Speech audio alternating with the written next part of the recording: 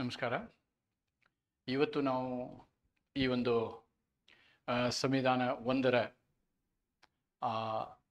Unit 5ರ ಕೊನೆಯ video ಅಂತ ಹೇಳ್ಬೋದು. ಈ ಒಂದು ವಿಷಯದ ಬಗ್ಗೆ ಇವತ್ತು ನಾವು ಚರ್ಚೆ ಮಾಡ್ತೀವಿ.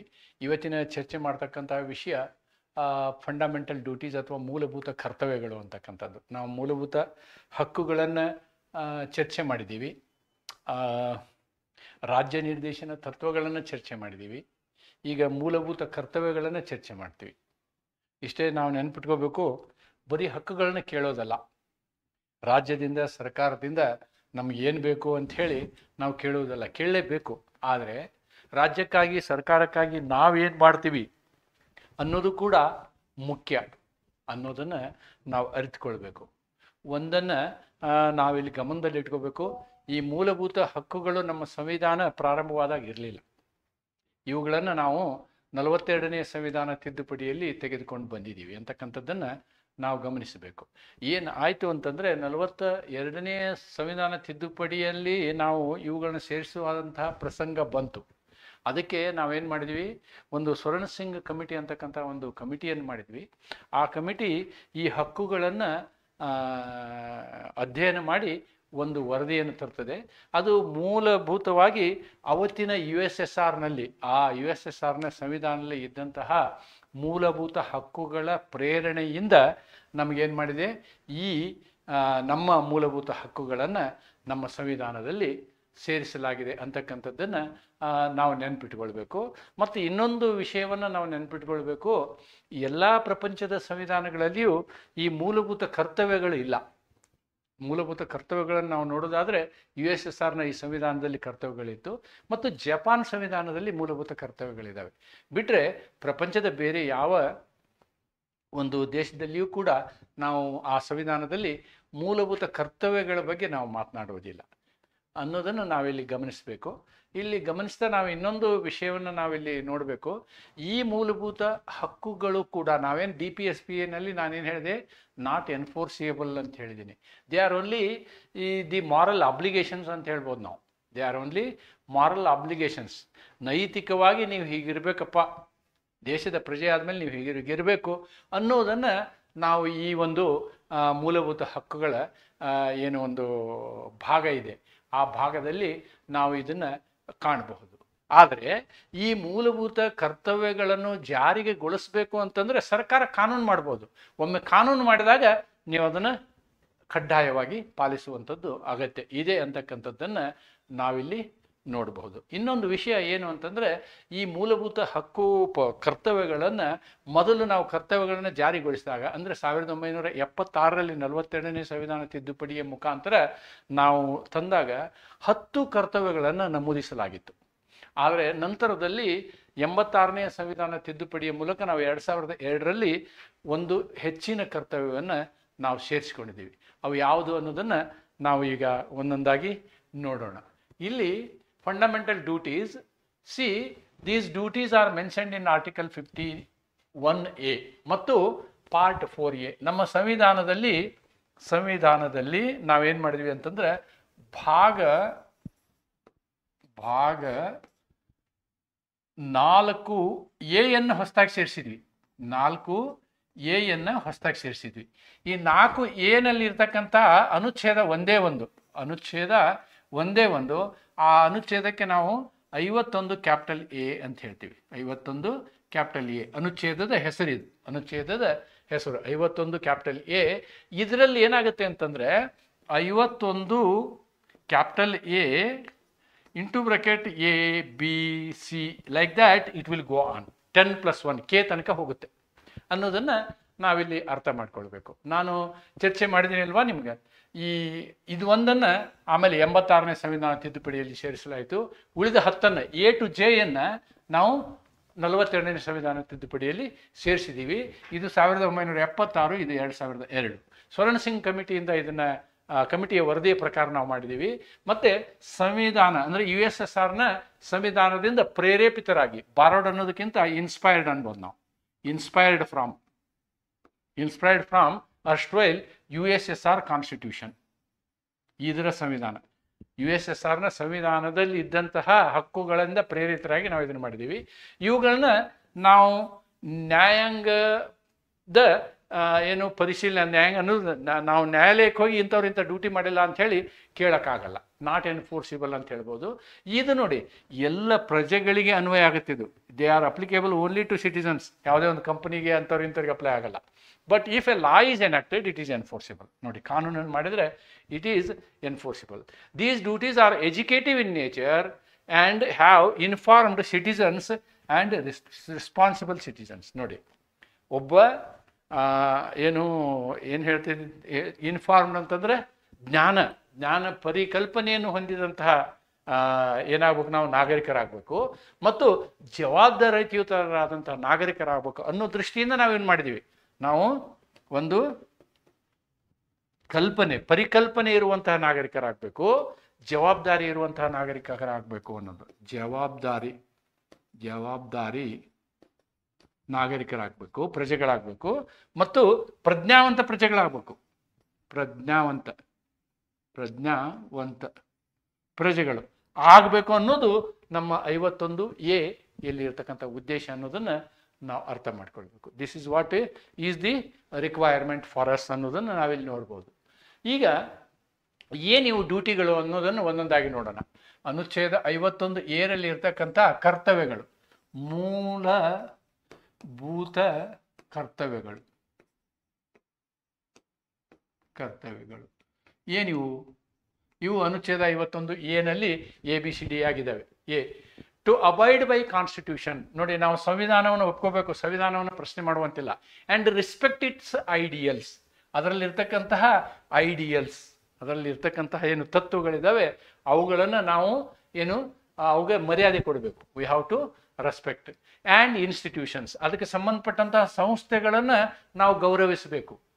ಆಮೇಲೆ ನಾವು ದೇಶದ ಧ್ವಜವನ್ನು, ರಾಷ್ಟ್ರ ಧ್ವಜವನ್ನು, ರಾಷ್ಟ್ರಗೀತೆಯನ್ನು ಗೌರವಿಸಬೇಕು. We have to respect Vijay Emmanuel versus state of Kerala.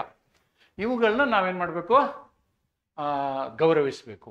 To cherish and follow the noble ideas. ನೋಡಿ, ಚೆರಿಷ್, ನಾವು ಅವುಗಳನ್ನ ಪಾಲಿಸಬೇಕು. ನೋಬಲ್ ಐಡಿಯಾಸ್ ಯಾವುವು?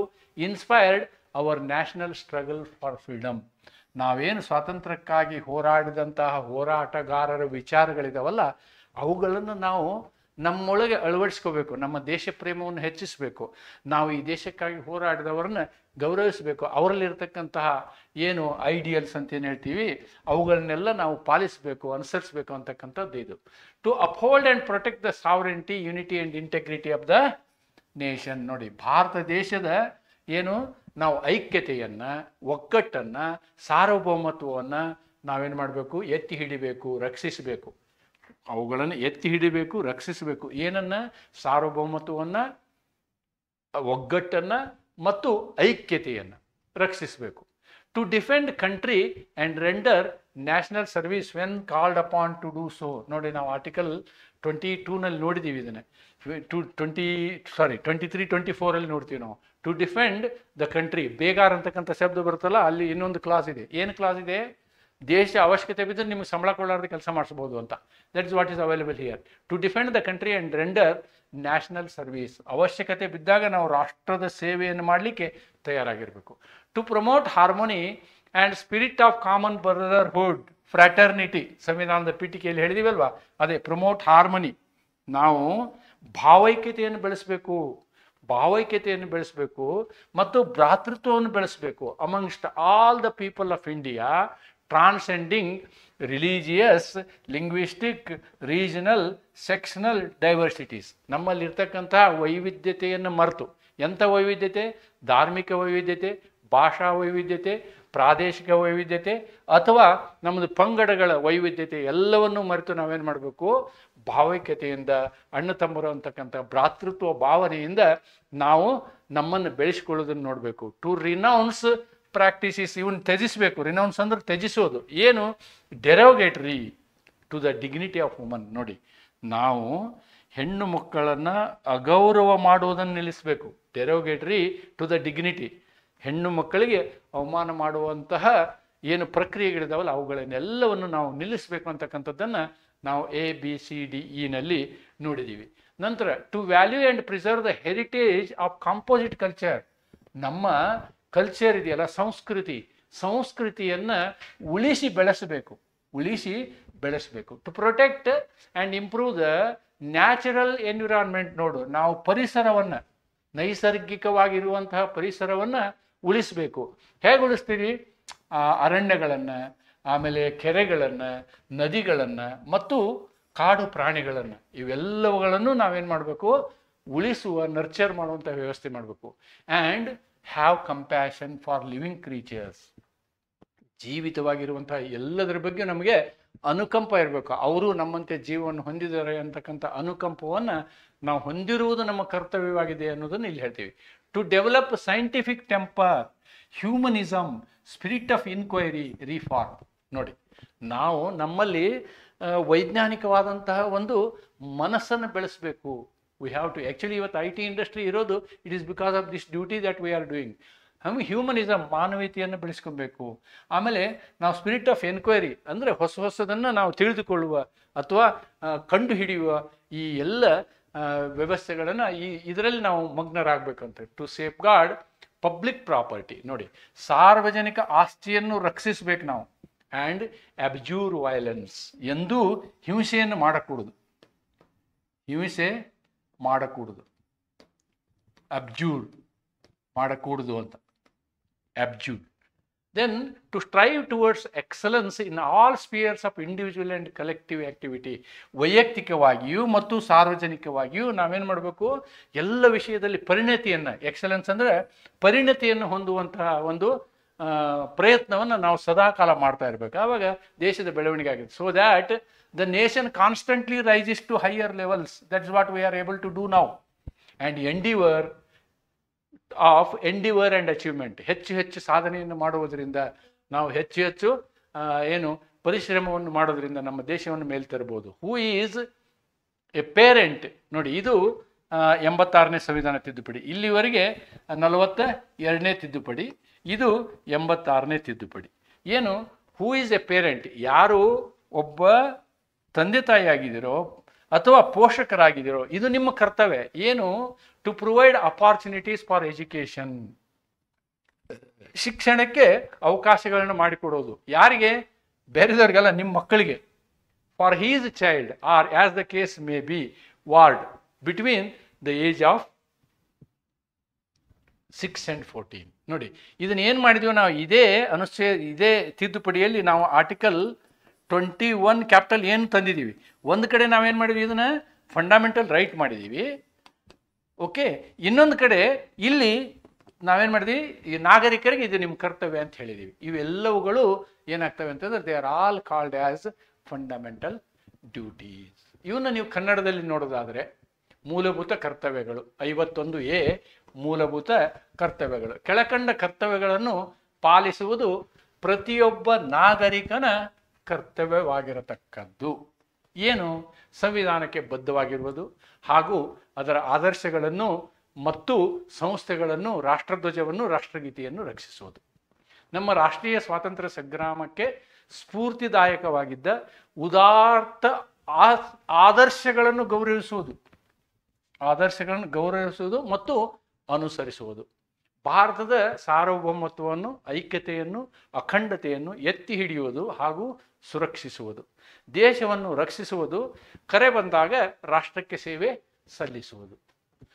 ಧಾರ್ಮಿಕ, ಭಾಷಾ ಮತ್ತು ಪ್ರಾದೇಶಿಕ ಅಥವಾ ಜಾತಿ ಪಂಗಡಗಳ ಭೇದ ಭಾವಗಳಿಂದ ಅತೀತವಾಗಿ, ಅವುಗಳನ್ನೆಲ್ಲ ಬಿಟ್ಟು ಅತೀತವಾಗಿ ಭಾರತದ ಎಲ್ಲ ಜನತೆಯಲ್ಲಿ ಸಾಮರಸ್ಯವನ್ನು ಮತ್ತು ಸಮಾನ ಭ್ರಾತೃತ್ವದ ಭಾವನೆಯನ್ನು ಬೆಳೆಸುವುದು ಮತ್ತು ಸ್ತ್ರೀಯರ ಗೌರವಕ್ಕೆ ಕುಂದುಂಟು ಮಾಡುವ ಆಚರಣೆಗಳನ್ನು ಬಿಟ್ಟು ಬಿಡುವುದನ್ನು ನಾವು ಕಲಿಯಬೇಕು. ನಮ್ಮ ಸಮ್ಮಿಶ್ರ ಸಂಸ್ಕೃತಿಯ ಭವ್ಯ ಪರಂಪರೆಯನ್ನು ಗೌರವಿಸುವುದು ಮತ್ತು ಕಾಪಾಡುವುದು. ಅರಣ್ಯಗಳು, ಸರೋವರಗಳು, ನದಿಗಳು, ವನ್ಯಜೀವಿಗಳು ಸೇರಿದಂತೆ ನೈಸರ್ಗಿಕ ಪರಿಸರವನ್ನು ಸಂರಕ್ಷಿಸುವುದು ಹಾಗೂ ಅಭಿವೃದ್ಧಿಗೊಳಿಸುವುದು ಮತ್ತು ಪ್ರಾಣಿಗಳಿಗೆ ಅನುಕಂಪ ತೋರಿಸುವುದು. ವೈಜ್ಞಾನಿಕ ಮನೋಭಾವನೆ, ಮಾನವೀಯತೆ, ಜಿಜ್ಞಾಸೆಯ ಮತ್ತು ಸುಧಾರಣೆಯ ಪ್ರವೃತ್ತಿಗಳನ್ನು ಬೆಳೆಸುವುದು. ಸಾರ್ವಜನಿಕ ಸ್ವತ್ತುಗಳನ್ನು ರಕ್ಷಿಸುವುದು. ಹಿಂಸೆಯನ್ನು ತ್ಯಜಿಸುವುದು. ರಾಷ್ಟ್ರವು ನಿರಂತರವಾಗಿ ಸಾಧನೆಯ ಮತ್ತು ಸಿದ್ಧಿಯ ಉನ್ನತ ಮಟ್ಟಗಳನ್ನು ತಲುಪಲು ವೈಯಕ್ತಿಕ ಹಾಗೂ ಸಾಮೂಹಿಕ ಚಟುವಟಿಕೆಯ ಎಲ್ಲ ಕಾರ್ಯಕ್ಷೇತ್ರಗಳಲ್ಲಿ ಉನ್ನತಿಗಾಗಿ ಶ್ರಮಿಸುವುದು. ಮತ್ತು ಕೊನೆಯದು 86ನೇ ತಿದ್ದುಪಡಿ ಹೇಳಿದ್ನಲ್ಲ ನಾನು, 86th ಅಮೆಂಡ್ಮೆಂಟ್. ತಂದೆ ತಾಯಿ ಅಥವಾ ಪೋಷಕನು ಸಂದರ್ಭಾನುಸಾರ 6ರಿಂದ 14 ವಯಸ್ಸಿನ ತಮ್ಮ ಮಗುವಿಗೆ ಅಥವಾ ಪರಿಪಾಲಿತ ಮಗುವಿಗೆ ಶಿಕ್ಷಣ ಪಡೆಯಲು ಅವಕಾಶವನ್ನು ಒದಗಿಸುವುದು. These are all our fundamental duties ಅಂತಕ್ಕಂಥದ್ದನ್ನು ನಾವು ಇಲ್ಲಿ ನೋಡಬಹುದಾಗಿದೆ. ನಾನು ಒಂದು ಮಾತು ಹೇಳಿದೆ ನಿಮಗೆ, ಫಂಡಮೆಂಟಲ್ ಡ್ಯೂಟೀಸನ್ನು ಮಾಡಬೇಕು ಅಂತಂದರೆ ಇವನ್ನ ಎನ್ಫೋರ್ಸೇಬಲ್ ಇವು ನಾನ್ ಎನ್ಫೋರ್ಸೇಬಲ್. ಅಂದರೆ ಕೋರ್ಟ್ಗೆ ಹೋಗೋಕ್ಕಾಗಲ್ಲ, ಇವನು ಮಾಡಿಲ್ಲ ನೀವು ಅಂಥೇಳಿ ಕೋರ್ಟ್ಗೆ ಹೋಗೋಕ್ಕಾಗಲ್ಲ. ಆದರೆ ಯಾವಾಗ ಕೋರ್ಟ್ಗೆ ಹೋಗೋಕ್ಕಾಗುತ್ತೆ ಅಂದರೆ if laws are made on that, if laws are made on that. ಆ ನಿಟ್ಟಿನಲ್ಲಿ ಕೆಲವೊಂದು ಕಾನೂನುಗಳನ್ನು ನಾವಿಲ್ಲಿ ಬರೆದೀನಿ. Prevention of insults to national honour act 1971 ಮಾಡಿದ್ವಿ ನಾವು, ನ್ಯಾಷನಲ್ ಆನರ್ ಆ್ಯಕ್ಟ್ 1971. ಆಮೇಲೆ ವೈಲ್ಡ್ ಲೈಫ್ ಪ್ರೊಟೆಕ್ಷನ್ ಆ್ಯಕ್ಟ್, ಅಂದರೆ ಈಗ ವನ್ಯ ಪ್ರಾಣಿಗಳನ್ನ ರಕ್ಷಿಸುವಂಥದ್ದು. Forest conservation act, forest conservation act ಇದು, ಫಾರೆಸ್ಟ್ ಕನ್ಸರ್ವೇಷನ್ ಆ್ಯಕ್ಟ್. ಆಮೇಲೆ Indian treasure trove act, the ancient monuments archaeological sites and remains act 1958, the Antiquities and Art Treasure Act, which give effect to clause F of the 51A. Prevention of Damage to Public Property Act 1984. ನೋಡಿ, ಸಾರ್ವಜನಿಕ ಆಸ್ತಿಯನ್ನು ರಕ್ಷಿಸಬೇಕು ಅಂತಕ್ಕಂಥದ್ದು. ಇದಕ್ಕೆ ಸಂಬಂಧಪಟ್ಟಂಗೆ ಒಂದು 2 case ಲಾಗಳು ಇದ್ದಾವೆ. ಈ ಕೇಸ್ ಲಾಗಳು ಏನು ಅಷ್ಟು ಮಹತ್ವ ತಗೊಳ್ಳೋದಿಲ್ಲ. ಆದರೂ ಈ ಕೇಸ್ ಲಾ ಮತ್ತು ಫಂಡಮೆಂಟಲ್ ರೈಟನ್ನು ನಾವು ಒಂದಕ್ಕೊಂದು ತುಲನೆ ಮಾಡಿದಾಗ ಇದು ಕಂಡು ಬರ್ತದೆ. ನಾವು ಈ ಕೇಸನ್ನು ನೋಡಿದ್ದೀವಿ. Bijay Emmanuel versus state of Kerala ಪ್ರಕರಣದಲ್ಲಿ ಏನಾಗುತ್ತೆ ಅಂತಂದರೆ, ಅವರು ರಾಷ್ಟ್ರಗೀತೆಯನ್ನು ಹಾಡದೇ ಇದ್ದಂಥ ಸಂದರ್ಭದಲ್ಲಿ ಅವ್ರನ್ನ ಶಾಲೆಯಿಂದ ಕಿತ್ತಾಕ್ಲಾಗುತ್ತೆ ಮಕ್ಕಳನ್ನೇ. ಅವರು ಜಿಯೋವಾಸ್ ವಿಟ್ನೆಸ್ನ ಫಾಲೋವರ್ ಇರ್ತಾರೆ. ಇದು ನಮ್ಮ ಮೂಲಭೂತ ಹಕ್ಕು, ಎಜುಕೇಷನ್ನ ಮೂಲಭೂತ ಹಕ್ಕು ಹರಣ ಆಗಿದೆ ಅಂಥೇಳಿ ಅವ್ರು ಏನು ಮಾಡ್ತಾರೆ, ಸುಪ್ರೀಂ ಕೋರ್ಟ್ವರೆಗೆ ಪ್ರಕರಣ ಬರುತ್ತೆ. ಆವಾಗ ಸುಪ್ರೀಂ ಕೋರ್ಟ್ ಹೇಳುತ್ತೆ, ನೋಡಿ ಅವರ ಧರ್ಮದ, ಅಂದರೆ ಆರ್ಟಿಕಲ್ 25 ಅಲ್ಲಿ ನಾವು ರೆಫರ್ ಮಾಡಿದ್ದೀವಿ ಇದನ್ನು. ಅವರು ಧರ್ಮದ ವಿಚಾರ ಏನಿರುತ್ತೆ ಅಂದರೆ ಇಡೀ ಪ್ರಪಂಚನೇ ಒಂದು ದೇಶ, ಆದ್ದರಿಂದ ಅವರು ರಾಷ್ಟ್ರಗೀತೆ ಹಾಡೋದಿಲ್ಲ. ಆದರೆ ರಾಷ್ಟ್ರಗೀತೆಗೆ ಗೌರವ ಕೊಡುವ ದೃಷ್ಟಿಯಿಂದ ಅವರು ಎದ್ದು ನಿಂತಿದ್ದಾರೆ. So they have respected. So your article 51 capital A into bracket small A is not violated ಅಂತೇಳಿ ಈ ಪ್ರಕರಣದಲ್ಲಿ ಹೇಳ್ತಾರೆ. Proper respect shown by standing up while singing a national anthem is not violative of article 51 A capital A. ಯಾಕೆ ಅಂತಂದರೆ ಇದು national anthem ಬಗ್ಗೆ ಇರ್ತಕ್ಕಂಥ ಒಂದು ಕಾನೂನು ಇರೋದ್ರಿಂದ. ಅದೇ ಥರ ನೋಡಿ, ಈ ಧ್ವಜವನ್ನು ಹಾರಿಸೋದ್ರಲ್ಲಿ ಒಂದು ಕೇಸ್ ಆಗುತ್ತೆ, ನವೀನ್ ಜಿಂದಾಲ್ ಕೇಸ್ ಅಂತ ಹೇಳ್ತೀವಿ ನಾವು. ಅದಕ್ಕೆ ಅದು ಫೇಮಸ್ ಕೇಸೇ. Union of India versus Naveen Jindal ಕೇಸಲ್ಲಿ flying of national flag freely ಎಲ್ಲಿ ಬೇಕಂದ್ರೆ ಅಲ್ಲೇ. ಬಟ್ ಹೆಂಗಿರ್ಬೇಕದು, ವಿತ್ ರೆಸ್ಪೆಕ್ಟ್ ಆ್ಯಂಡ್ ಡಿಗ್ನಿಟಿ. ನೀವು ಅದಕ್ಕೆ ಗೌರವ ಕೊಡುವ ರೀತಿಯಲ್ಲಿ ಘನತೆಯಿಂದ ನೀವು ನಮ್ಮ ದೇಶದ ಧ್ವಜವನ್ನು, ರಾಷ್ಟ್ರಧ್ವಜವನ್ನು ಹಾರಿಸಿದರೆ ಅದರಲ್ಲಿ ಇದು ಅನುಚ್ಛೇದ 51 ಎಗೆ ವಿರುದ್ಧವಾಗಿರೋದಲ್ಲ, ಅದರ ಕರ್ತವ್ಯಕ್ಕೆ ಅನುಗುಣವಾಗಿ ಆಗಿರ್ತದೆ ಅಂತಕ್ಕಂಥದ್ದನ್ನು ಈ ಪ್ರಕರಣದಲ್ಲಿ ಹೇಳಲಾಗಿದೆ. This is all about article 51 capital A. ಇಲ್ಲಿ ಇದರ ಹಿನ್ನೆಲೆಯನ್ನು ನೀವು ಬರಿಬೋದು. ಮತ್ತು ಈ ಒಂದು ಏನು ನಾವು ಈ ಎಲ್ಲ ಏನು ಕರ್ತವ್ಯಗಳನ್ನು ಹೇಳ್ತೀವ, ಈ ಕರ್ತವ್ಯಗಳ ಒಂದು ಸಾರಾಂಶವನ್ನು ನೀವು ಬರಿಬೋದು. ನಂತರದಲ್ಲಿ 2 ಪ್ರಕರಣಗಳನ್ನು ಹೇಳ್ಬೋದು ಮತ್ತು ಕಾನೂನುಗಳನ್ನ, ಈ ಒಂದು ಕೆಲವೊಂದು ಇದರಲ್ಲಿ ಯಾವುದೇ ಕೆಲವು ಕಾನೂನುಗಳನ್ನು ನೀವು ಮೆನ್ಷನ್ ಮಾಡ್ಬೋದು. ಇಷ್ಟೆಲ್ಲ ಮಾಡಿದರೆ ನಿಮಗೆ ಈ ಮೂಲಭೂತ ಕರ್ತವ್ಯಗಳ ಬಗ್ಗೆ ಒಂದು ಪರಿಕಲ್ಪನೆ ನಿಮಗೆ ಬಂದಂಗೆ ಆಗ್ತದೆ ಅಂತ ಹೇಳ್ತಾ, ನನಗನ್ಸಿದ ಮಟ್ಟಿಗೆ ಮೂಲಭೂತ ಕರ್ತವ್ಯಗಳ ವಿಷಯದಲ್ಲಿ ನಿಮಗೆ ಶಾರ್ಟ್ ಆನ್ಸರ್ ಕ್ವಶನ್ ಬರ್ಬೋದು ಅಂತ ನಾನು ಅಂದ್ಕೊಳ್ತೀನಿ. ಲಾಂಗ್ ಆನ್ಸರ್ ಕ್ವಶನ್ ಬಂದರೂ ಕೂಡ ಸಾಕಷ್ಟು ಮಟೀರಿಯಲ್ಲು ಇದರಲ್ಲಿದೆ, ಇದನ್ನು ಬರೀಲಿಕ್ಕೆ ಆಗ್ತದೆ ಅಂತಕ್ಕಂಥ ಮಾತನ್ನು ಹೇಳ್ತಾ ನಿಮಗೆ ಇವತ್ತು ನಾನು ಹೇಳುವುದಿಷ್ಟೇ. ಈ ಸಂವಿಧಾನಕ್ಕೆ ಸಂಬಂಧಪಟ್ಟಂತಹ ಎಲ್ಲ ವಿಷಯಗಳನ್ನು, ಅಂದರೆ ಯೂನಿಟ್ 1ರಿಂದ ತೆಗೆದುಕೊಂಡು ಯೂನಿಟ್ 5ರವರೆಗೆ ಸಂವಿಧಾನದ, ಅಂದರೆ ನಿಮ್ಮ ಪಠ್ಯಕ್ರಮದಲ್ಲಿ ಹೇಳಿದಂತಹ ಎಲ್ಲ ವಿಷಯಗಳ ಮೇಲೆಯೂ ನಾನು ನನ್ನ ಪಾಠವನ್ನು ಮಾಡಿದ್ದೇನೆ. ಆದ್ದರಿಂದ ನನ್ನ ಈ ಎಲ್ಲ ವಿಡಿಯೋಗಳನ್ನು ನೀವು ಫಾಲೋ ಮಾಡಿದರೆ ಈ ಪರೀಕ್ಷೆಯಲ್ಲಿ ನೀವು ಪಾಸಾಗುವುದರಲ್ಲಿ ಸಂಶಯವಿಲ್ಲ. ಆದರೆ ಈ ಒಂದು ವಿಡಿಯೋಗಳನ್ನು ನೀವು ಸರಿಯಾದ ರೀತಿಯಲ್ಲಿ ಅರ್ಥ ಮಾಡಿಕೊಂಡು ಇದರ ಪರಿಭಾಷೆಯನ್ನು, ಇದರ ಕಾನ್ಸೆಪ್ಟನ್ನು ನಾನು ಎಲ್ಲ ಕಡೆ ಅಗತ್ಯಕ್ಕೆ ತಕ್ಕಂತೆ ವಿವರವಾಗಿ ವಿವರಿಸಿದ್ದೀನಿ. ಮತ್ತು ಕೆಲವೊಂದು ಒಂದರಿಂದ ಇನ್ನೊಂದು ಸಂಬಂಧಗಳನ್ನು ಹೊಂದಿದ್ದೇವೆ. ಆಮೇಲೆ ಈ ಪ್ರಕರಣಗಳನ್ನು ಕೆಲವೊಂದು ಅವಕ್ಕೆ ಲ್ಯಾಂಡ್ಮಾರ್ಕ್ ಕೇಸಸ್ ಅಂತ ಹೇಳ್ತಾರೆ, ಅಂತಹ ಪ್ರಕರಣಗಳನ್ನು ನೀವೇನು ಮಾಡ್ಕೋಬೇಕು ಅಂತಂದರೆ ಗುರುತು ಮಾಡಿಕೊಂಡು ಅದು ಕೇವಲ ಒಂದೇ ಅನುಚ್ಛೇದಕ್ಕೆ ಅನ್ವಯ ಆಗೋದಿಲ್ಲ, 2-3 ಅನುಚ್ಛೇದಕ್ಕೆ ಅನ್ವಯ ಆಗುವಂತಹ ಪ್ರಕರಣಗಳಿದ್ದಾವೆ. ಉದಾಹರಣೆಗೆ ಹೇಳೋದಾದರೆ ಚಂಪಾಕಂ ದೊರೆಯರಾದನ್, ಉದಾಹರಣೆಗೆ ಹೇಳೋದಾದರೆ ಮಿನರ್ವಾ ಮಿಲ್ಸ್, ಅಥವಾ ಕೇಶವಾನಂದ ಭಾರತಿ, ಅಥವಾ ಮನೇಕಾ ಗಾಂಧಿ. ಈ ಅನೇಕ ಪ್ರಕರಣಗಳು ಏನಾಗ್ತವೆ, ಒಂದೇ ಒಂದು ಅನುಚ್ಛೇದಕ್ಕೆ ಅನ್ವಯ ಆಗೋದಿಲ್ಲ, ಅವು ಬಹಳಷ್ಟು ಅನುಚ್ಛೇದಕ್ಕೆ ಅನ್ವಯ ಆಗ್ತವೆ. ಮತ್ತು ಈ ಅನುಚ್ಛೇದಗಳು ಇಂಟರ್ ರಿಲೇಟೆಡ್ ಇದ್ದಾವೆ. ಯಾವುದು? ಅನುಚ್ಛೇದ 14, 19 ಮತ್ತು 21 ಇಂಟರ್ ರಿಲೇಟೆಡ್ ಇದ್ದಾವೆ. ಹೀಗಾಗಿ ಎಲ್ಲ ಪ್ರಕರಣಗಳಲ್ಲೂ ಒಮ್ಮೆ ಪ್ರಕರಣ ಬಂತು ಅಂದರೆ ಇವೆಲ್ಲ ಒಂದಕ್ಕೊಂದಿರೋದ್ರಿಂದ ಅಲ್ಲಿ ಎಲ್ಲ ಕೇಸ್ಗಳು ಅನ್ವಯ ಆಗುವಂಥ ಸಾಕಷ್ಟು ಸಾಧ್ಯಗಳಿದ್ದಾವೆ. ಇದಕ್ಕೆ ಟ್ರಿನಿಟಿ ಆಫ್ ಫಂಡಮೆಂಟಲ್ ರೈಟ್ಸ್ ಅಂತ ಹೇಳ್ತಾರೆ. ಇದೊಂದು ಟ್ರಿನಿಟಿ, ತ್ರಿಕೋನ, ಗೋಲ್ಡನ್ ಟ್ರ್ಯಾಂಗಲ್ ಅಂತಾರೆ. ಹಾಗೆ ಈ ರೀತಿಯಾದಂತಹ ಎಲ್ಲ ವಿಷಯಗಳನ್ನು ನಾನು ನಿಮ್ಮ ಗಮನಕ್ಕೆ ತರುವ ನನ್ನ ಪ್ರಯತ್ನವನ್ನು ಮಾಡಿದ್ದೇನೆ. ಇದು ನಿಮ್ಗೆ ಅನುಕೂಲ ಆಗುತ್ತೆ, ಆದರೆ ನಿಮ್ಮ ಪ್ರಯತ್ನ ಬಹಳ ಮುಖ್ಯ ಅಂತ ಹೇಳ್ತಾ ಇವತ್ತಿನ ಈ ವಿಡಿಯೋ ಕ್ಲಾಸನ್ನು ಇಲ್ಲಿಗೆ ಮುಗಿಸ್ತೇನೆ. ಮತ್ತು ಇದರ ಜೊತೆಗೆ ನಿಮಗೆಲ್ಲರಿಗೂ ನಾನು ಅಭಿನಂದನೆಗಳನ್ನ ಹೇಳಲಿಕ್ಕೆ ಇಷ್ಟಪಡ್ತೇನೆ. ಯಾಕೆ ಅಂತಂದರೆ ನೀವು ಈ ವಿಷಯದಲ್ಲಿ ಈ ವಿಡಿಯೋ ಕ್ಲಾಸ್ಗಳನ್ನು ತುಂಬ ನನಗೆ ಸಪೋರ್ಟ್ ಮಾಡಿದಿರಿ. ಎಲ್ಲರೂ ನೀವು ಸಬ್ಸ್ಕ್ರೈಬ್ ಆಗಿದ್ದೀರಿ, ಸಬ್ಸ್ಕ್ರೈಬ್ ಆಗಿ ವಿಡಿಯೋಗಳನ್ನು ನೋಡ್ತಾ ಇದ್ದೀರಿ. ಇವು ನಿಮ್ಗೆ ಅನುಕೂಲ ಆಗುತ್ತೆ. ಮತ್ತು ನಿಮ್ಮ ಎಲ್ಲ ಕಮೆಂಟ್ಗಳಿಗೆ ಇನ್ನೊಂದು ಸಲ ನಾನು ಕೃತಜ್ಞತೆಯನ್ನು ಹೇಳ್ತೇನೆ. ಮತ್ತು ಇನ್ನೊಂದು ಆಶ್ವಾಸನೆ ಕೊಡ್ತೇನೆ, ಬರುವಂತಹ ಏನು 2ನೇ ಸೆಮಿಸ್ಟರ್ ಇದೆ ಅಲ್ಲಿ ಸಂವಿಧಾನ 2ಕ್ಕೆ ಸಂಬಂಧಪಟ್ಟಂತೆ ಕೆಲವೊಂದು ವಿಡಿಯೋಗಳು, ನನ್ನ ಮೊದಲನೇ ವಿಡಿಯೋಗಳು ಈ ಒಂದು ವಿಡಿಯೋ ಲಿಸ್ಟಲ್ಲಿ ಇದ್ದಾವೆ. ಅವುಗಳನ್ನು ಹೊರತುಪಡಿಸಿ ಪೂರ್ಣ ಪ್ರಮಾಣದಲ್ಲಿ ಕಾನ್ಸ್ಟಿಟ್ಯೂಷನ್ 2ಗೆ ಸಂಬಂಧಪಟ್ಟಂಥ ಎಲ್ಲ ವಿಡಿಯೋಗಳನ್ನು ನಾನು ಈ ಮುಂದಿನ ಸೆಮಿಸ್ಟರ್ ಪ್ರಾರಂಭವಾಗೋದ್ರ ಜೊತೆಗೆ ನಾವು ಆ ವಿಡಿಯೋಗಳನ್ನ ನಿಮಗೆ ಮಾಡ್ತೀನಿ. ಅದರ ಉಪಯೋಗ ಆಗೋದಕ್ಕೆ ಎಲ್ಲ ಪ್ರಯತ್ನ ನನ್ನಿಂದ ಆಗತ್ತೆ ಅಂತಕ್ಕಂಥ ಒಂದು ಆಶ್ವಾಸನೆ ಕೊಡ್ತೇನೆ. ಅದರ ಜೊತೆಗೆ ನಿಮ್ಮೆಲ್ಲರಿಗೂ ನಾನು ಈ ಬರುವಂತಹ ಪರೀಕ್ಷೆಯಲ್ಲಿ ಯಶಸ್ಸು ಸಿಗುವ ಹಾಗೆ ಈ ನಿಮ್ಮ ಪ್ರಯತ್ನದಿಂದ ಫಲ ಸಿಗಲಿ, ದೇವರು ನಿಮಗೆ ಅನುಕೂಲ ಮಾಡಲಿ ಅಂತಕ್ಕಂತಹ ಒಂದು ಹಾರೈಕೆಯನ್ನು ಮಾಡ್ತಾ ನಾನು ನನ್ನ ವಿಡಿಯೋ ಕ್ಲಾಸನ್ನು ಮುಗಿಸ್ತೇನೆ. In this series of all these classes, what I have tried to do is almost all classes my writings are in English, so that all the English medium students will be able to understand the text, and my explanation in Kannada would also help them in realizing the exact meaning that is what is required to be written in the Constitution paper.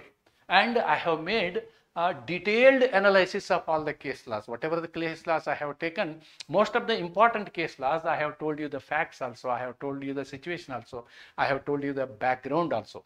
And even in many of the articles, backgrounds are explained, the histories are explained, the constitutional debate explanations are told. So with all this, I hope that you will have a very clear concept on the Constitution 1 subject. With this comment, for my English medium students, I am closing this class. And as you find sufficient material in the English medium that was not available for Kannada medium students. So my aim is to serve the Kannada medium students who aspire to become a lawyer, who aspire to understand Constitution, who are today coming from the rural areas, who doesn't have the exposure to the English knowledge. So that was another objective of my class. And Kannada medium ಸ್ಟೂಡೆಂಟ್ಸ್ಗೆ ನಂದು ಒಂದು ಸಲಹೆ, ನಾನು Kannada medium ಪಾಠವನ್ನು ಮಾಡಿದರೂ ಕೂಡ ಕಂಟೆಂಟನ್ನು ಹೆಚ್ಚು ನಾನು ಇಂಗ್ಲೀಷ್ನಲ್ಲಿ ಯಾಕೆ ಬರೆದಿದ್ದೀನಿ ಅಂತಂದರೆ, ಪ್ರತಿಯೊಂದು ಶಬ್ದವನ್ನು ಶಬ್ದಕ್ಕೆ ಕನ್ನಡದ ಅರ್ಥವನ್ನು ಹೇಳಲಿಕ್ಕೆ ನಾನು ಪ್ರಯತ್ನ ಮಾಡಿದ್ದೀನಿ. ನಾನು 100% ಎಲ್ಲ ಅರ್ಥವನ್ನು ಅದಕ್ಕೆ ನಿಖರವಾಗಿ ಹೇಳದೆ ಹೋದ್ರೂ ಒಂದು ಭಾವಾರ್ಥ ಸರಿಯಾದ ರೀತಿಯಲ್ಲಿ ಬರುವ ರೀತಿಯಲ್ಲಿ ನಾನು ಕನ್ನಡದಲ್ಲಿ ಇಂಗ್ಲೀಷ್ ವಿಷಯಗಳನ್ನ, ಇಂಗ್ಲೀಷ್ ಶಬ್ದಗಳನ್ನ ತರ್ಜುಮೆ ಮಾಡಿ ನಿಮಗೆ ಹೇಳಿದ್ದೀನಿ. ಅದರ ಲಾಭ ನಿಮಗೆ ಹೇಗೆ ಆಗಬೇಕು ಅಂತಂದರೆ, ಬರುವ ವರ್ಷಗಳಲ್ಲಿ ಇಂಗ್ಲೀಷನ್ನು ಅರ್ಥ ಮಾಡಿಕೊಳ್ಳುವಂತಹ ಒಂದು ಸಮರ್ಥತೆ ನಿಮ್ಮಲ್ಲಿ ಬರಬೇಕು. ಅಷ್ಟೇ ಅಲ್ಲ, ಆ ರೀತಿಯಾದಂಥ ಸಮರ್ಥತೆ ನಿಮಗೆ ಬಂದರೆ ನಿಮ್ಮ ಪ್ರತಿವಾದಿಯರ ವಕಾಲತನ್ನು ಮಾಡುವಂತಹ ಇಂಗ್ಲೀಷ್ನಲ್ಲಿ ಆರ್ಗ್ಯುಮೆಂಟ್ ಮಾಡುವಂತಹ ವ್ಯಕ್ತಿಗೆ ನೀವು ಸರಿಯಾದ ಟಕ್ಕರ್ ಕೊಡ್ಬೋದು. ಆ ಒಂದು ಮಟ್ಟಕ್ಕೆ ನೀವು ಬೆಳಿಬೇಕು ಅನ್ನೋದು ನನ್ನ ಆಸೆ ಅಂತ ಹೇಳ್ತಾ ಈ ವಿಡಿಯೋನ ಮುಗಿಸ್ತೀನಿ. ಮತ್ತೊಮ್ಮೆ ಎಲ್ಲರಿಗೂ ಈ ಪರೀಕ್ಷೆಯ ಶುಭ ಹಾರೈಕೆಗಳು. I wish all the students best of luck in their exam. Thank you very much.